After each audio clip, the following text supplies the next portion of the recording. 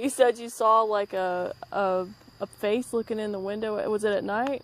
Yeah, we were sitting in my driveway, chilling, and I started looking around.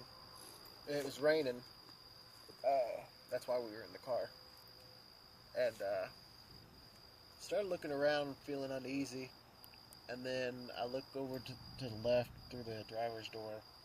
And then there's this big, rotten pig face, garbed in like a black cloak. And there's like maggots falling out of its mouth and out of its eyes. And at that point, I was like, well, time to go inside. And we just went inside. Yeah. All right. You never seen anything like that before or since? Only in movies. I do, but, you know. Weirdo. Does it happen often or just at any certain Deliverance time? Sessions. So do you think it was like some kind of a demonic, like, thing, manifestation or something? Most of the times it means something particular in that person's life. Huh. Okay.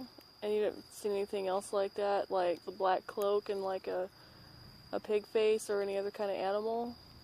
Well, I mean, there's the goat.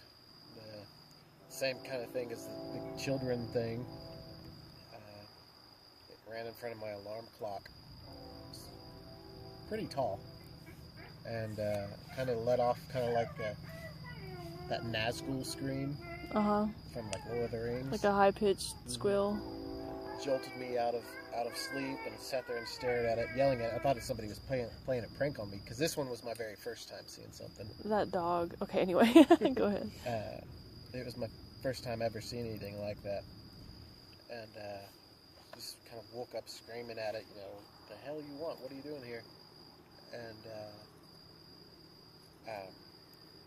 went downstairs after, it just disappeared.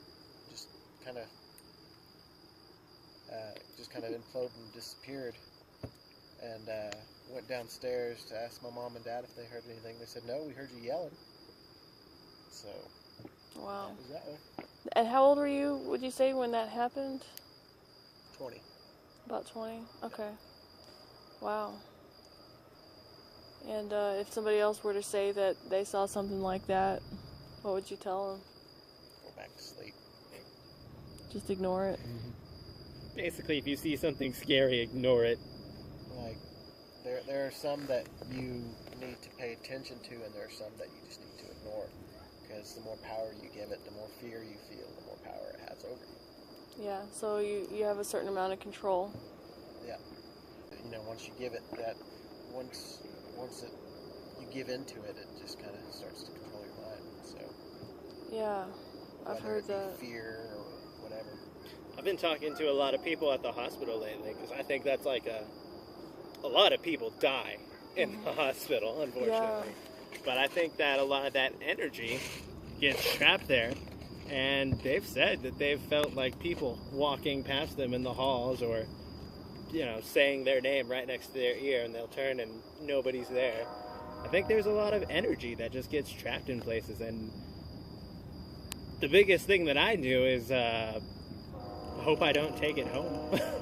There's a Navajo concept called the Chindi, and it's if a person passes away in like a building or a hogan or a house, that they actually don't go in there anymore. They don't use that anymore because they feel like that's basically the epitome of all the bad that's in a person.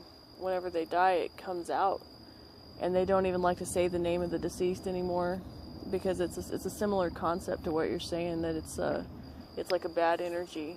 Yeah, and if you start acknowledging it, then you're just feeding it more power. Mm-hmm. And yeah, just gotta ignore these things. You have to maintain your boundaries. Basically, yeah. I tried not to focus on anything like that. I was on my own little path, trying not to.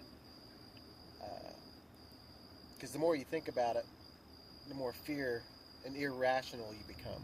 Mm-hmm. It could happen very easily. We ought to maybe go over that little thing, just so that people can understand how things can get out of hand if you let them. Well, like with physical manifestations of spirits, physical weapons won't do anything to them. But like if it's something like your Bigfoot or anything like that, I'm sure something could kill it. But like a physical manifestation of a spirit, physical weapons usually don't have much sway over it. Yeah, because it's a spiritual thing and physical. And so, like, the more you think about it, the more you search it for it, the more kind of control it has over you. Kind of like hunter, if you think about hunters and prey. Like if you're stalking a deer, your heart rate's starting to increase. You're really wanting to find that deer, and it can play tricks on you. You know, do one thing and you not expect it. So the more attention you give it, you're less aware of what's happening around you. You're less aware of what's happening on your own emotions. The fear that you're allowing in. Yeah. So again, it goes back to not to allow the fear to control your mind. Every time we've seen something, it's been like, nope. Yeah, you just call it nope and get out of there. Turn tail and run. All right, thanks.